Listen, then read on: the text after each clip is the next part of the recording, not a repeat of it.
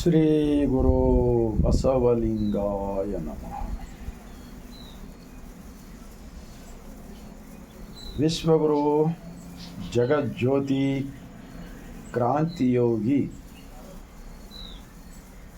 ಸರ್ವ ಸಮಾನತೆಗಾಗಿ ಸಕಲ ಜೀವಾತ್ಮರ ಲೇಷಿಗಾಗಿ ಅನುಭವ ಮಂಟಪದ ಮೂಲಕ ಅಂದು ಬಿಜ್ಜಳ ರಾಜರ ಪ್ರಧಾನಮಂತ್ರಿಯಾಗಿದ್ದುಕೊಂಡು ಮಹಾತ್ಮ ಬಸವಣ್ಣನವರು ಲಿಂಗ ಆಯತ ಧರ್ಮ ಸ್ಥಾಪನೆ ಮಾಡಿದರು. ಇದು ಇವತ್ತ ಎಲ್ಲ ವಚನಗಳಲ್ಲಿ ಸಾಕ್ಷಿ ಸಿಗುತ್ತವೆ. ಅಂತಹ ಮಹಾತ್ಮ ಬಸವಣ್ಣನವರನ್ನು ವಿಶ್ವ ಜ್ಯೋತಿ ಅಕ್ಕ ಮಹಾದೇವಿರವರನ್ನು ಸಕಲ ಶಿವ ಶರಣರನ್ನು ಎನ್ನ ಹೃದಯ ಮಂದಿರದಲ್ಲಿ ನೆನೆಯುತ್ತಾ ಭಾರತೀಯರೆಲ್ಲರಿಗೂ ಬಸವನಾಡು ಅನುಭವ ಮಂಟಪ ಬಸವ ಕಲ್ಯಾಣದ ಭೂಮಿಲಿಂದ 150 ಕೋಟಿ ಭಾರತೀಯರಿಗೆ ಈ ಮುಂಜಾನೆಯ ಶರಣು. ನಾನು ಈ ವಚನದ ವಿಡಿಯೋ ಪದೇ ಪದೇ ಯಾಕೆ ಮಾಡ್ತಾ ಇದ್ದೀನಿ ಅಂದರೆ, ಭಾಳ ಜನ ಏನಪ್ಪ ಬರೇ ವಚನಗಳು ವಿಡಿಯೋ ಮಾಡ್ತಾ ಇರ್ತಾನೆ ಅಂಥೇಳಿ ಹಿಂಗೆ ಅನಿಸ್ತಿರ್ಬೋದು. ಆದರೆ ಇವತ್ತು ಭಾಳ ದೊಡ್ಡ ಷಡ್ಯಂತ್ರ ನಡೀತಾ ಇದೆ ಬಸವಣ್ಣನವರ ಹೆಸರಿನ ಮೇಲೆ. ಬಸವಣ್ಣನವರನ್ನು ತತ್ವ ಪ್ರಚಾರ ಆಗ್ತಾ ಇದೆ. ಮತ್ತು ಬಸವಣ್ಣನವರು ಶರಣರ ವಚನಗಳನ್ನು ತೆಗೆದುಕೊಳ್ಳಲಾರದೆ ಇವರಿಗೆ ಪ್ರವಚನ ಹೇಳಲಿಕ್ಕೆ ಸಾಧ್ಯನೇ ಇಲ್ಲ. ಒಂದು ವೇಳೆ ಬೇರೆ ಬೇರೆ ರೀತಿಯಲ್ಲಿ ಹೇಳಿದರೆ ಅದೆಲ್ಲ ಕಾಗೆ ಗುಬ್ಬಿ ಕತೆ ಹೇಳಿದ ಹಾಗೆ ಆಗುತ್ತದೆ. ಡೈರೆಕ್ಟ್ ಅಂತರಂಗಕ್ಕೆ ತಲುಪಲು ಸಾಧ್ಯವೇ ಇಲ್ಲ. ಬಸವಾದಿ ಶಿವಶರಣರ ವಚನ ನಾಮಾಂಕಿತ ಯಾವುದೇ ಇರಲಿ, ಅವರೆಲ್ಲರೂ ಮನಮುಟ್ಟಿ ಹೇಳಿದ ವಚನಗಳು. ಈಗ ಒಂದು ಬಸವಣ್ಣನವರ ವಚನ: ಮಂಡೆ ಮಾಸಿದರೆ ಮಹಾಮಜ್ಜನ ಮಾಡುವುದು, ವಸ್ತ್ರ ಮಾಸಿದರೆ ಮಡಿವಾಳರಿಗಿಕ್ಕುವುದು.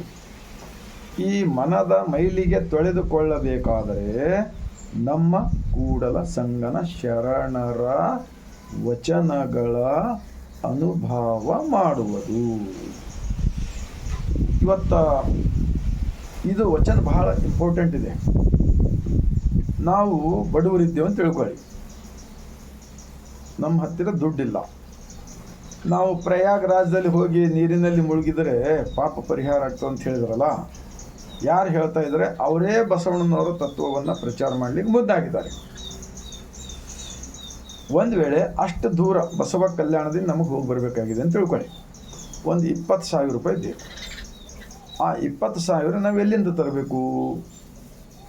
ಇನ್ನೂ ಅನೇಕ ತೀರ್ಥಕ್ಷೇತ್ರಗಳು, ಧರ್ಮಕ್ಷೇತ್ರಗಳು, ಧರ್ಮಸ್ಥಳಗಳು, ಚಾರ್ಧಾಮಗಳು ಇವೆಲ್ಲ ನೋಡಿ ಬಸವಣ್ಣನವ್ರು ಶೋಷಣೆ ಮಾಡ್ತಕ್ಕಂಥದ್ದು ನೋಡಿ ಕಂಡು ಅನುಭವ ಮಂಟಪ ಸ್ಥಾಪನೆ ಮಾಡಿದಾರಲ್ಲ, ಅವರೇನಾದರೂ ಗುಡಿ ಗುಂಡಾರಗಳನ್ನು ಕಟ್ಟಿದ್ರ? ಇತಿಹಾಸ ತೋರಿಸಿ ನೋಡೋಣ, ಎಲ್ಲಾರ ಇದೆಯೇನೋ.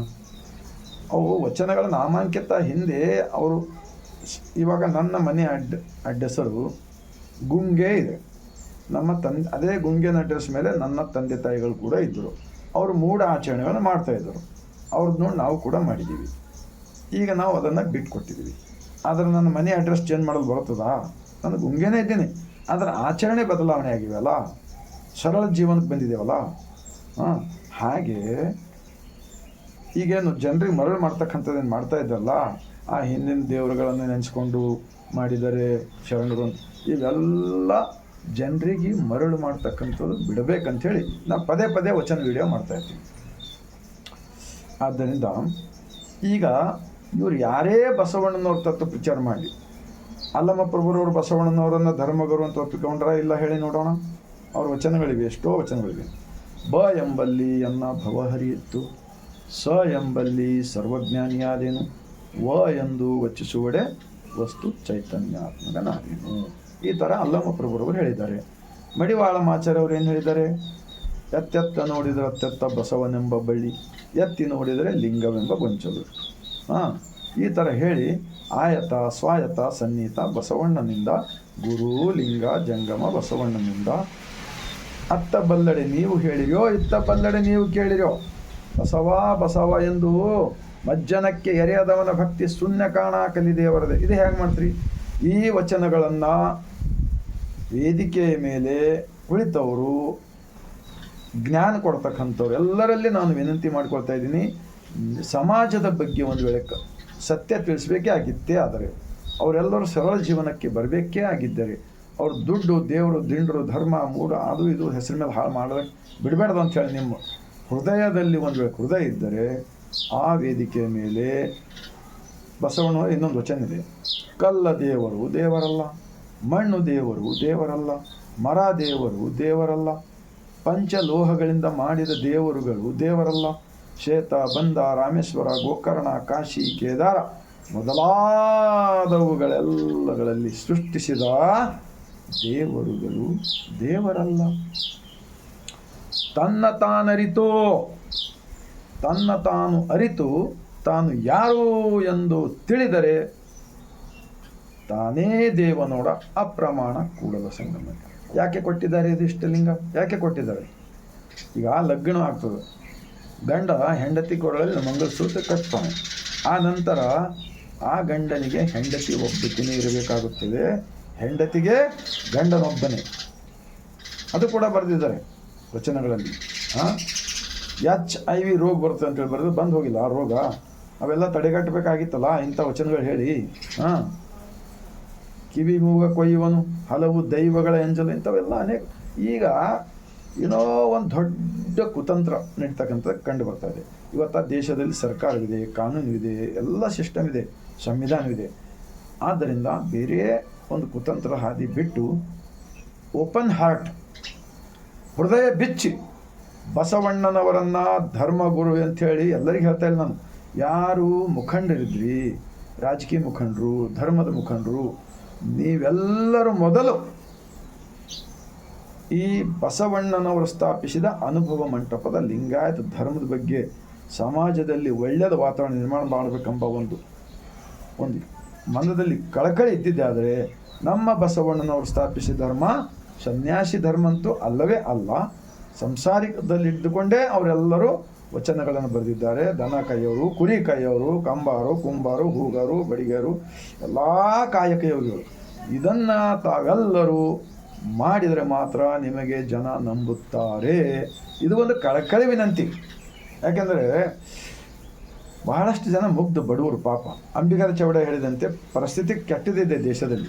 ಬಡತನಕ್ಕೆ ಉಂಬುವ ಚಿಂತೆ, ಉಂಡರೆ ಉಡುವ ಚಿಂತೆ, ಉಡಲಾದರೆ ಇಡುವ ಚಿಂತೆ, ಇಡಲಾದರೆ ಹೆಂಡಿರ ಚಿಂತೆ, ಹೆಂಡಿರಾದರೆ ಮಕ್ಕಳ ಚಿಂತೆ, ಮಕ್ಕಳಾದರೆ ಬದುಕುವ ಚಿಂತೆ, ಬದುಕಾದರೆ ಕೇಡಿನ ಚಿಂತೆ, ಕೇಡಾದರೆ ಮರಣದ ಚಿಂತೆ. ಇಂತಿ ಹಲವು ಚಿಂತೆಗಳಲ್ಲಿರುವವರನ್ನು ಕಂಡೇನು ಶಿವಚಿಂತೆ, ಶಿವಧ್ಯಾನ, ಶಿವಜ್ಞಾನದಲ್ಲಿ ಇರುವವರನ್ನು ನಾನು ಒಬ್ಬರನ್ನು ಕಾಣೆ ಎಂದಾತ ನಮ್ಮ ನಿಜ ಶರಣ ಅಂಬಿಗರ ಚೌಡಯ್ಯ. ಆದ್ದರಿಂದ ನಾನು ಈ ವಚನಗಳ ವಿಡಿಯೋ ಮಾಡಬಾರ್ದಂತೀನಿ ಹೆಚ್ಚಿಗೆ. ಆದರೆ ಬಸವಣ್ಣನವ್ರ ಹೆಸರು ತಗೊಂಡು ಏನೋ ಒಂದು ಮಾಡುವ ಪ್ರಯತ್ನ ಭಾಳ ನಡೀತಾ ಇದೆ. ಆಚರಣೆ ಅಂತೂ ಯಾರು ಮಾಡ್ತಾ ಇಲ್ಲ. ಈಗ ನಾನು ನೋಡಿ 27 ವರ್ಷ ಹಿಂದೆ ವಚನಗಳು ಓದಿದ್ದೀನಿ. ಈ ಎಲ್ಲ ಇಂಥವು ಸ್ಟ್ರಾಂಗ್ ವಚನಗಳು ಕೇಳಿ ಯಾಕಪ್ಪ ನಾವು ಸುಮ್ಕೆ ಅಲ್ಲಿ ದೇವರಿದ್ದಾನೆ ಇಲ್ಲಿ ದೇವರಿದ್ದಾನೆ ಅಂತೇಳಿ ದುಡ್ಡು ಹಾಳು ಮಾಡ್ಕೊಳ್ತಾ ಇದ್ದೀನಲ್ಲ. ನಿಜ ನೋಡ್ಬೇಕಾದ್ರೆ ಶರೀರ ದೇವರ ಸ್ಥಾನ ಇದೆ ಅಂತೇಳಿ ಹೇಳಿದ ಸುಳ್ಳದನ? ನೀವು ಕೂಡ ಹೇಳಿ ಯಾರ ಸುಳ್ಳದನ? ನಿಮ್ಮ ಈ ಭಾರತ ದೇಶದ ಒಳಿತಿಗಾಗಿ ಒಂದು ವೇಳೆ ಕಳಕಳಿ ಇದ್ದಿದ್ದೇ ಆದರೆ ಇವತ್ತಿನ ದಿವಸ ಪ್ರತಿಯೊಂದು ಗ್ರಾಮ ಪಟ್ಟಣಗಳಲ್ಲಿ ಬಸವ ಮಂಟಪಗಳನ್ನು ಮಾಡಿ ತೋರಿಸೋಣ ನೋಡೋಣ, ಅನುಭವ ಮಂಟಪಗಳ ಮಾಡಿ ತೋರಿಸೋಣ. ಆ ಸುಮ್ಮನೆ ಆ ಮುಸಲ್ಮಾನರಿಗೆ ಕ್ರಿಶ್ಚಿಯನ್ರಿಗೆ ಬೈಯೋ ಬದಲಾಗಿ ಏನು ನಾವೆಲ್ಲರೂ ಕೂಡೆ ನೀವೆಲ್ಲರೂ ಕೂಡೆ ನಾವು ತನುಮನ ಧನ ಕೊಡಲು ಸಿದ್ಧರಿದ್ದೀವಿ. ಆದ್ದರಿಂದ ಜನ ಕೊಡ್ತಾರೆ ಒಳ್ಳೆಯ ಕಾರ್ಯಕ್ಕೆ. ನಿಮ್ಮ ಈ ಭೂಮಿ ಮೇಲೆ ಮುಕ್ತಿ ಪಡೆಯಲು ನಾವು ಈ ಸತ್ಯದ ಕಾರ್ಯಕ್ಕೆ ಕೈ ಜೋಡಿಸೋಣ ಹೊರತಾಗಿ ಏನೋ ಒಂದು ಒಳಗಡೆ ಒಂದು ಹೊರಗಡೆ ಒಂದು, ಎನ್ನ ನುಡಿ ಒಂದು ಪರಿ ಎನ್ನ ನಡೆ ಒಂದು ಪರಿ, ಎನ್ನೊಳಗೆ ಶುದ್ಧವಿಲ್ಲ ನೋಡಯ್ಯ. ಈ ನುಡಿಗೆ ತಕ್ಕ ನಡೆ ಕಂಡರೆ ಕೂಡಲ ಸಂಗಮ ದೇವ ತನ್ನ ಒಳಗೆ ಇರುವನಯ್ಯ. ಕೂಡಲ ಸಂಗಮ ಊರಲ್ಲದು ಇಲ್ಲೇ ಇದೆ. ನಾನೇನು ನಿಮ್ಮಷ್ಟು ಸಾಲಿ ಕಲಿತಿಲ್ಲ, ನಮಗೆ ಯಾರು ಮಠ ಕೊಟ್ಟಿಲ್ಲ, ನಮ್ಗೆ ಯಾರು ಗಾಡಿ ಕೊಟ್ಟಿಲ್ಲ, ನಾವು ಯಾರು ಕಾಲನೂ ಕೂಡ ಬೆಳೆಸ್ಕೋದಿಲ್ಲ. ನಾವು ಜೀವಗಳಲ್ಲಿ ದೇವರನ್ನು ಕಾಣೋಣ. ನಮ್ಮ ತಪ್ಪು ನಾವು ಏನು ತಿಂತೀವಿ, ಏನು ಕುಡಿತೀವಿ, ಏನು ಮಾಡ್ತೀವಿ, ಯಾಕಡೆ ಹೋಗ್ತೀವಿ, ಇವೆಲ್ಲಕ್ಕ ಮುಖ್ಯ ಏನಿದೆಯಪ್ಪ ಅಂದರೆ ಇವತ್ತು ಬೇಕಾಗಿರೋದು ಏಕದೇವ ಉಪಾಸನೆ. ಇದರಿಂದ ಭಾರತ ದೇಶದಲ್ಲಿ ಡೀಸೆಲ್ ಪೆಟ್ರೋಲ್ ಅದು ಇದು ಏನು ಹಾಳು ಮಾಡ್ತಾ ಇದ್ರಲ್ಲ, ಮೊನ್ನೆ ಗಂಗಾ ನದಿಯಲ್ಲಿ ಒಂದು ಟ್ಯಾಂಕರ್ ಹಾಲು ಹಾಕಿದ್ದಾರೆ. ಹಾಲು ಹಾಕಿದ್ರೆ ಅದು ನೀರನ್ನು ಹಾಳಾಗ್ತಾವ, ಆ ಜಲಚರಗಳು ಸತ್ತು ಹೋಗ್ಬಿಡ್ತಾವೆ. ಈ ಥರ ಒಕ್ಕಲಿಗರದು ರೈತರದ್ದು ಎಲ್ಲ ಹಾಳು ಮಾಡ್ತಕ್ಕಂಥ ಬಿಡ್ರಪ್ಪ. ಮೂಢನಂಬಿಕೆಗಳು ಬಿಟ್ಟರೆ ಇವೆಲ್ಲ ಅಲ್ಲೇ ಹಾಗೆ ಇಟ್ಕೊಂಡು ಬಸವ ಜಯಂತಿ ಮಾಡ್ತೀವಿ ನಾವು, ಅದು ಮಾಡಿ ಕುಣಿದಾಡ್ತೀವಿ, DJ ಚಿಡ್ದಾಡ್ತೀವಿ. ಇವೆಲ್ಲ ಸೂಕ್ಷ್ಮ ವಿಚಾರಗಳಿವೆ. ನೀವೆಲ್ಲ ಮಹಾನ್ ದೊಡ್ಡ ವ್ಯಕ್ತಿಗಳಿದ್ದೀರಿ, ನಾನೇನಿಲ್ಲಪ್ಪ, ನಾನೊಬ್ಬ ಸಣ್ಣ ವ್ಯಕ್ತಿ ಇದೆ ಅಂತ ತಿಳ್ಕೊತೀನಿ, ಸಣ್ಣವನೇ ಇದ್ದೀನಿ ಅಂತ ತಿಳ್ಕೊಳಿ. ನೀವೆಲ್ಲ ದೊಡ್ಡವರು, ನಿಮ್ಗೆ ಇನ್ನೂ ದೊಡ್ಡದ ಹೆಸರು ಬರಬೇಕಾಗಿದ್ದೆ ಆದರೆ ಬಸವಣ್ಣನವರನ್ನು ಧರ್ಮಗುರು ಅಂತೇಳಿ ವೇದಿಕೆ ಮೇಲೆ ಹೇಳಬೇಕು. ಅಕ್ಕ ಮಹಾದೇವಿ ಹೇಳಿಲ್ವಾ, ಮಡಿವಾಳ ಮಾಚ ಹೇಳಿಲ್ಲ, ಅಂಬಿಗರ ಚೌಡ ಹೇಳಿಲ್ಲ, ಸೋಲಾಪುರ ಸಿದ್ದರಾಮೇಶ್ವರ ಹೇಳಿಲ್ಲ, ಇವೆಲ್ಲ ಹೇಳುವುದಿಲ್ಲ. ಸುಮ್ಮನೆ ಒಳಗೆ ಕಲಬೆರಕೆ ಮಾಡ್ತಕ್ಕಂಥದ್ದು ಕಂಡು ಬರ್ತಾ ಇದೆ ನನಗೆ. ಇದನ್ನು ಮಾಡಬೇಡಿರಣ್ಣ, ನಮ್ಮ ಬಸವ ಕಲ್ಯಾಣಕ್ಕೆ ಜಗತ್ತಿನ ಜನರೆಲ್ಲರೂ ಬರ್ತಕ್ಕಂಥ ಒಂದು ಈ ತತ್ವವಿದೆ. ಇದನ್ನು ರಕ್ಷಣೆ ಮಾಡಿದರೆ ಮಾತ್ರ ಈ ಭಾರತ ದೇಶಕ್ಕೆ ಒಳ್ಳೆಯದಾಗಲಿದೆ. ನಾ ಗ್ಯಾರಂಟಿ ಕೊಡ್ತೀನಿ. ಇಲ್ಲಿ ಲಿಂಗಾಯತರನ್ನ ಜಗಳ ಹಚ್ಚೋದು, ನಾನು ದಯಮಾಡಿ ಈ ಬಸವ ಕಲ್ಯಾಣದಲ್ಲಿರ್ತಕ್ಕಂಥ ಎಲ್ಲ ಹಿಂದೂ, ಮುಸ್ಲಿಂ, ಕ್ರೈಸ್ತ ಅವ್ರು ಇವ್ರು ಎಲ್ಲರೂ 12ನೇ ಶತಮಾನದಲ್ಲಿ ಎಲ್ಲರೂ ಲಿಂಗಾಯತರಿದ್ದರು. ಇತಿಹಾಸ ಬೇಕಾದ್ರೆ ಹೇಳ್ತೀನಿ ನಿಮಗೆ. ನಾನು 3 ವರ್ಗ ಇದ್ದಿಲ್ಲ, ಕೊಂಡಿ ಮಂಚಣ್ಣ ವರ್ಗದವರು 97% ಇದ್ದರು. ಇತಿಹಾಸ ನಮ್ಮಲ್ಲಿ ಇದೆ. ಅದಕ್ಕೆ ಬಸವ ಕಲ್ಯಾಣ ರಕ್ಷಣೆ ಮಾಡಿದರೆ ಮಾತ್ರ ಭಾರತ ದೇಶಭಕ್ತರಾಗುತ್ತೀವಿ, ರಾಷ್ಟ್ರಭಕ್ತರಾಗುತ್ತೀವಿ. ಹೊರತಾಗಿ ಸುಮ್ಮನೆ ಬೇರೆ ಏನೇನು ಹೇಳಿದ್ರೆ ಏನೂ ಸಾಧ್ಯವಿಲ್ಲ ಅಂತ ಹೇಳುತ್ತಾ, ಈಗ ಬಸವ ಕಲ್ಯಾಣದಲ್ಲಿ ಎಲ್ಲ ವ್ಯಾಪಾರಿಕ ಉದ್ಯೋಗಿಗಳು, ಬಿಸ್ನೆಸ್ಗಳು, ಇಲ್ಲಿಂದ ಎಲ್ಲ ಈ ಕಲ್ಯಾಣ ಹೇಗಿತ್ತಂದರೆ ಆವಾಗ 12ನೇ ಶತಮಾನದಲ್ಲಿ ಈ ಕಲ್ಯಾಣದಿಂದ ಎಲ್ಲ ಕಡೆ 100 ಕಿಲೋಮೀಟರ್ವರೆಗೆ ಬಸವ ಕಲ್ಯಾಣ ಇತ್ತಂತ ವಚನಗಳಲ್ಲಿ ಇದೇ ಬರೆದಿದ್ದು. ಈಗ ಮತ್ತೆ ಆ ಬಸವ ಕಲ್ಯಾಣ ಆಗಬೇಕು, ಜಗತ್ತಿನ ಜನರೆಲ್ಲರೂ ಇಲ್ಲಿ ಬರಬೇಕು ಅಂದರೆ ಒಳಗೊಂದು ಹೊರಗೊಂದು ಮಾಡುವುದನ್ನು ಬಿಡಬೇಕು ಅಂತ ಹೇಳ್ತಾ ನಿಮಗೆ ಕೈ ಜೋಡಿಸಿ ವಿನಂತಿ ಮಾಡ್ಕೊಳ್ತಾ ಇದ್ದೀನಿ. ಕಳೆದ 27 ವರ್ಷದಿಂದ ನಾವು ಏನೋ ನಮ್ಮ ಒಳಗೇನೋ ಏನಾದರೂ ಇರ್ತವೆ ಕೆಟ್ಟದು. ಈ ಮನುಷ್ಯನ ಗುಣ ಹೇಗಿದೆ ಅಂದರೆ ಕೋತಿ ಗುಣ ಇದ್ದಂಗಿದೆ. ಕೊಂಬೆಯ ಮೇಲಣ ಮರ್ಕಟನಂತೆ. ಈ ಮರ್ಕಟನಂತೆ ಇರ್ತಕ್ಕಂಥ ಗುಣಕ್ಕೆ ಬಸವ ಮಂಟಪಗಳು ಬೇಕು, ಅನುಭವ ಮಂಟಪಗಳು ಬೇಕು, ದಿನನಿತ್ಯ ಅಲ್ಲಿ ಚಿಂತನೆ ನಡೆಯಬೇಕು. ವಚನಗಳ ಕಲಬೆರಕೆ ಮಾಡೋದು, ಬಸವಣ್ಣನವರನ್ನು ಹಾಗೆ ಹೇಳಿದರು, ಹೀಗೆ ಹೇಳಿದರು, ಇವೆಲ್ಲ ಯಾಕಪ್ಪ? ಸುಳ್ಳು ಗೊಳ್ಳು ಪಳ್ಳು ಜನರ ತಲೆ ಹಾಕಿ ಜಗಳ ಹಚ್ಚೋದು ಬೇಡ ಅಂಥೇಳಿ ನಾನು ಪದೇ ವಿಡಿಯೋ ಮಾಡ್ತಾಯಿದ್ದೀನಿ. ಈಗ ನಿಮ್ಮೆಲ್ಲರಲ್ಲಿ ಒಂದೇ ವಿನಂತಿ, ಬಸವ ಕಲ್ಯಾಣದಲ್ಲಿ ಯಾವುದೇ ರೀತಿಯಿಂದ ಬಸವಣ್ಣ ಹೇಳಿಲ್ವಾ, ನುಡಿದರೆ ಮುತ್ತಿನ ಹಾರದಂತಿರಬೇಕು, ಕಂಡ ಭಕ್ತರಿಗೆ ಕೈ ಮುಗಿವಾತನೇ ಭಕ್ತ. ಇನ್ನೂ ವಚನಗಳು ಬೇಕಾದಷ್ಟಿವೆ. ಅವರೆಲ್ಲ ಆಚರಣೆ ಮಾಡಿ ಆನಂದ ಪಟ್ಟು ಸತ್ಯವಿರುವುದರಿಂದ ಇವತ್ತು ಬರೆದು ಕೊಟ್ಟಿದ್ದಾರೆ. ನಾಳಿನ ಸಲುವಾಗಿ ಒಂದು ದಾಣಿ ಸಹಿತ ಇಟ್ಕೊಂಡಿದ್ದವು. ನಾವು ಇಟ್ಕೊತೀವಿ, ಇನ್ನೂ ಜೋಳ ಆಗಬೇಡಿ. ನಮ್ಗೆ ಅಷ್ಟೆಲ್ಲ ತ್ಯಾಗ ಮಾಡೋದು ಬೇಕಾಗಿಲ್ಲ. ನಾವೆಲ್ಲರೂ ಬಸವ ಕಲ್ಯಾಣದವರು ಇರ್ತಕ್ಕಂಥವ್ರು, ಎಲ್ಲ ಜಾತಿ ವರ್ಗದವರು. ಬಸವ ಕಲ್ಯಾಣದಲ್ಲಿ ಜಗಳ ಹಚ್ಚುವ ಜನಕ್ಕೆ ಬರಕೂಡದು. ಬಸವಣ್ಣನವರ ವಚನಗಳ ಮೂಲಕ ಚಿಂತನೆ ಮಾಡಲಿ, ಬರಲಿ. ಇಂದಿಲ್ಲ ನಾಳೆ ಬಸವ ಕಲ್ಯಾಣಕ್ಕೆ ಕೋಟಿ ಜನ ಬರುತ್ತಾರೆ. ಆದರೆ ಆ ಬರುವುದಕ್ಕೆ ಮುಂಚೆ ನಮ್ಮ ಬಸವ ಕಲ್ಯಾಣಕ್ಕೆ ನಮ್ಮ ಮನೆಗಳಿಗೆ ನೆಂಟರು ಸಂಬಂಧಿಕರು ಬರುವಾಗ ನಾವು ಎಷ್ಟು ಅವ್ರಿಗೆ ಸ್ವಾಗತ ಮಾಡ್ಕೋತೇವಲ್ಲ, ಆ ರೀತಿ ಬದುಕಿ ತೋರಿಸೋಣ ಅಂಥೇಳಿ ನಾನು ಪದೇ ವಿಡಿಯೋ ಮಾಡ್ತಾಯಿದ್ದೀನಿ ಅಷ್ಟೇ ಅಂತ ಹೇಳುತ್ತಾ, ಹಣೆಯ ಮೇಲೆ ವಿಭೂತಿ, ಕೊರಳಲ್ಲಿ ಇಷ್ಟಲಿಂಗ ರುದ್ರಾಕ್ಷಿ ಹಾಕಿಕೊಂಡ್ರೆ ಎಲ್ಲ ಶರಣರು. ಇದನ್ನು ನಾವು ಆಚರಣೆಯಲ್ಲಿ ತಂದರೆ ಮಾತ್ರ ದೇಶಭಕ್ತರು ಆಗುತ್ತೀವಿ ಅಂತ ಹೇಳುತ್ತಾ, 150 ಕೋಟಿ ಜನರಿಗೆ ಯಾಕೆ ನಾವು ಯಾರೇ ಇದೆಲ್ಲ ಏನೇನೋ ತಪ್ಪು ಮಾಡ್ತೀವಿ.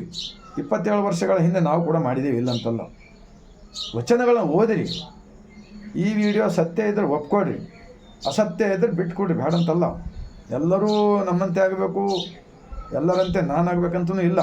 ಆದರೆ 2 4 ಹೊರತಾಗಿ 2 3 ಆಗಬಾರ್ದು, 2 5 ಆಗಬಾರ್ದು. ವಚನಗಳೆಂದರೆ 2 4. ಇಡೀ ಜಗತ್ತವೇ ಮೆಚ್ಚತಕ್ಕಂಥದ್ದು ಇದೆ ಅಂಥೇಳಿ ಹೇಳುತ್ತಾ, ಯಾರು ಎಷ್ಟೇ ಕಲಬೆರಕೆ ಮಾಡೋ ಪ್ರಯತ್ನ ಮಾಡಿದ್ರು ಕೂಡ ಒಂದಿಲ್ಲ ಒಂದು ವಚನಗಳಲ್ಲಿ ಸಿಕ್ಕಿಕೊಳ್ಳೋದಂತೂ ಗ್ಯಾರಂಟಿ. ಆ ಕಾರಣಕ್ಕಾಗಿ ಅಂಥ ತಪ್ಪು ನಾವು ನೀವು ಯಾರೂ ಮಾಡುವುದು ಬೇಡ ಎಂದು ಹೇಳುತ್ತಾ ತಮ್ಮೆಲ್ಲರಿಗೂ ಮತ್ತೊಮ್ಮೆ ಬಸವನಾಡು ಅನುಭವ ಮಂಟಪ ಬಸವ ಕಲ್ಯಾಣದ ಭೂಮಿಲಿಂದ ಇಡೀ ಜಗತ್ತಿನ ಮಾನವರೆಲ್ಲರಿಗೂ ಬಾಗಿದ ತಲೆ ಮುಗಿದ ಕೈಲಿಂದ ಶರಣು.